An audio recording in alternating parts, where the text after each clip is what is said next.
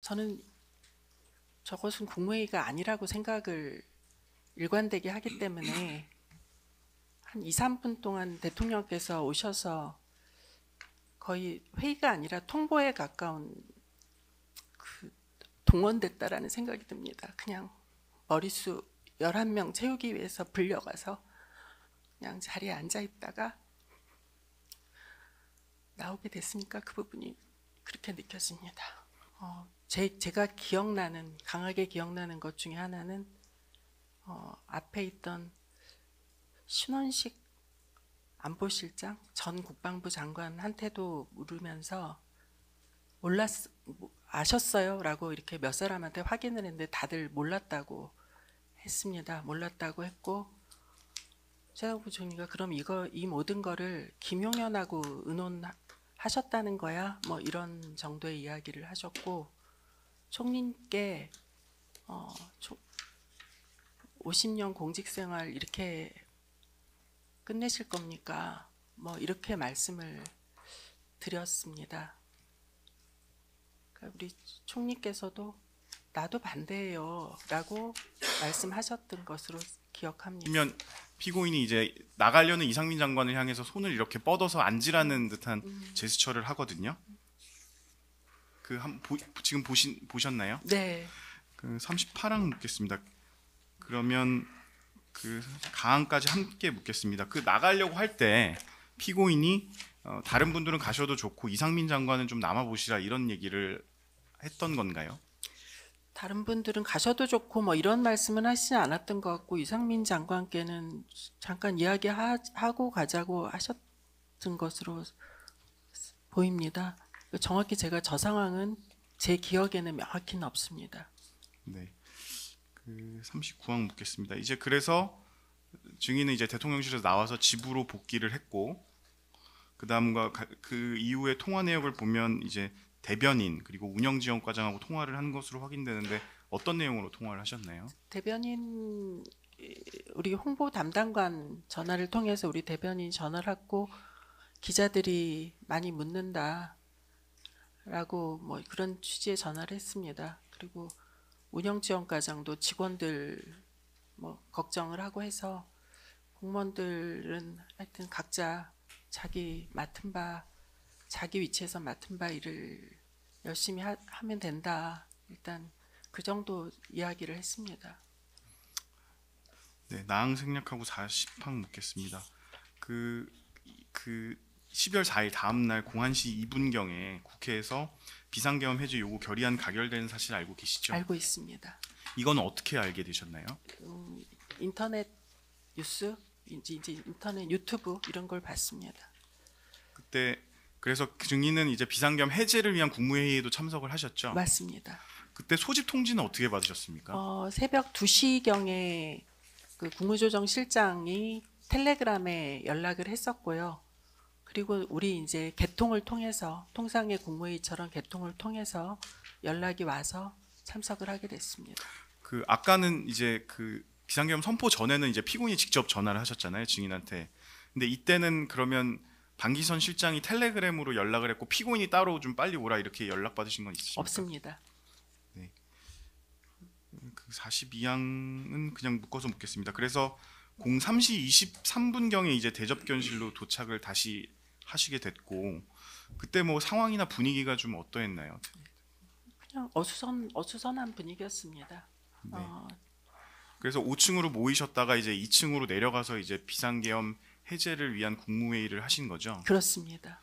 그 CCTV를 보면 03시 44분경에 내려가시는 걸로 네. 47분경 정도에 네. 내려가셨는데 회의는 이제 04시 27분 내려가서도 조금 한 40분 대기했습니다. 정도 좀 오래 오래 지체했습니다. 하다가 국무회의가 열렸죠. 예. 네, 45항입니다. 비상계엄 해제 후에 국무위원들 간에 조금 논쟁이 있었습니다. 걸 보이는데 맞죠? 네. 예. 그때 회의 종료 후에 피고인이 아까 참석했던 분들 좀 남아보라 이렇게 얘기한 거를 들으신 기억이 있습니까? 총리께서 그 말씀을 하시는지는 기억이 나지 않습니다만 자연스럽게 모였습니다. 그 전날 회의에 있었던 분들 중심으로 이렇게 회의장 어딘가 이렇게 둥그렇게 서서 이야기를 했었던 것으로 기억합니다. 네. 그 나앙당 묶어서 묻겠습니다. 그때 조태열 장관이 그 비상계엄 선포 전에 이제 모였던 것 관련해서 그것이 무슨 국무회의냐 이런 맞습니다. 말씀을 하신 건 기억이 예, 나십니까? 기억납니다. 그러자 이제 이상민 장관이 외교부 장관님 말씀에 좀 어폐가 있다 이런 얘기를 한 것도 기억이 나십니까? 어폐가 있다는 뭐 그런 말은 잘 모르겠고 이상민 장관은 모여서 심의를 한 것이다. 그게 중요한 거다라는 찬성 반대 이게 중요한 게 아니라 논의를 한 것이 중요한 것이다라는 취지의 이야기를 반복적으로 말씀을 하셨습니다.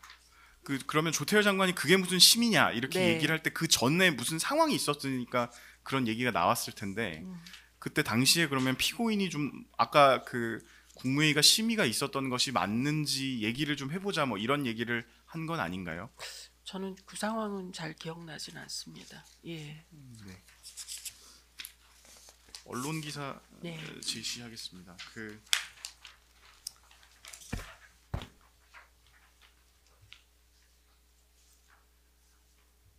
증인이 이제 말씀하신 것 관련해서 언론에 나온 얘기인데요. 예. 네, 그 머릿수 위에 계엄 국무회의 동원, 무력감, 무능감 뭐 이런 상황이 발생한 거에 대해서 복잡한 심정이다 이런 말씀을 하셨는데 이렇게 느끼신 이유가 뭡니까? 일단 저런 상황이 생기게 된 것이 하여튼 국민들께 너무 송구한 일이고요. 저로서는 영문을 모르고 저 자리에 갔는데 저는 저것은 국무회의가 아니라고 생각을 일관되게 하기 때문에 한 2, 3분 동안 대통령께서 오셔서 거의 회의가 아니라 통보에 가까운 걸 말씀을 하시고 나가서 계엄이 선포된 것이고요. 그러니까 저희가 해볼 수 있는 일은 아무것도 없었으니까 무력하고 무능했다라는 그런 생각이 드는 겁니다. 그리고 결과적으로는 동원됐다라는 생각이 듭니다. 그냥 머릿수 11명 채우기 위해서 불려가서 그냥 자리에 앉아 있다가 나오게 됐으니까 그 부분이 그렇게 느껴집니다. 네, 다음 언론 기사 하나 더 제시하겠습니다. 이제 국민께 송구하다. 계엄 알았으면 국무회의 안 갔을 것. 뭐 연합뉴스 기사인데요. 동의한 적이 없다. 찬반 묻는 자리 아니었다. 이렇게 네. 말씀을 하셨습니다. 네. 맞습니까? 맞습니다. 그때 그러면 피고인이 이제 어쨌든 빨리 오라고 이렇게 독촉하는 전화를 했잖아요. 네. 근데 그때 뭐 비상계엄인지를 알았으면 좀 달라졌을 거다 이런 뜻인가요? 이렇게 말씀해 주시가요? 지금만큼 계엄에 대해서 정보가 있었으면 뭐라도 해볼 수 있었을 텐데 계엄이 그 자리에 가서 계엄이라는 두 글자 듣고 저 상황이 된 거니까요. 그러니까 국민들께도 송구하고 저 상황이었을 줄 알았으면 당연히 안 갔어야죠. 그러면 저희가 안 갔으면 저렇게 저 상황이 안 벌어졌을 수도 있지 않습니까? 차라리.